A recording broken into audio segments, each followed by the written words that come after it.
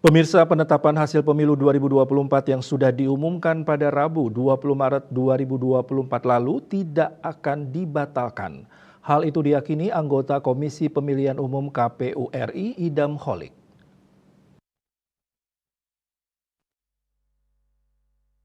KPU berkeyakinan bahwa keputusan KPU nomor 360 tahun 2024 tentang penetapan hasil pemilihan umum presiden dan wakil presiden, anggota Dewan Perwakilan Rakyat, Dewan Perwakilan Daerah, Dewan Perwakilan Rakyat Daerah Provinsi, dan Dewan Perwakilan Rakyat Daerah Kabupaten Kota secara nasional dalam pemilihan umum tahun 2024 tidak dibatalkan.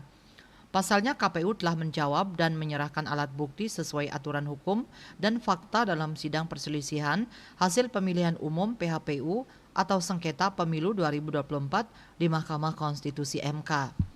Sebelumnya KPU RI menetapkan pasangan calon presiden dan calon wakil presiden RI Prabowo Subianto, Gibran Rakabuming Raka sebagai pasangan presiden dan wakil presiden terpilih pada Pilpres 2024.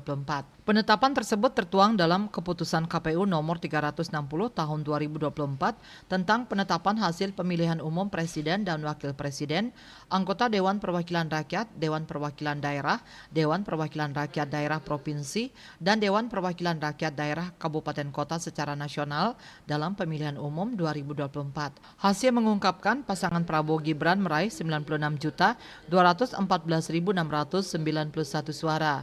Pasangan Anies Baswedan Muhaimin Iskandar memperoleh 40.971.906 suara. Sedangkan pasangan Ganjar Pranowo Mahfud MD meraih 27.040.878 suara. Adapun total surat suara sah berjumlah 164.227.475 suara. Sementara itu, rencana pelantikan pasangan calon terpilih sebagai presiden dan wakil presiden RI dijadwalkan pada tanggal 20 Oktober 2024. Sebelumnya 1 Oktober 2024 diagendakan pelantikan calon terpilih anggota DPR RI dan DPD RI. KMB Bali Pos.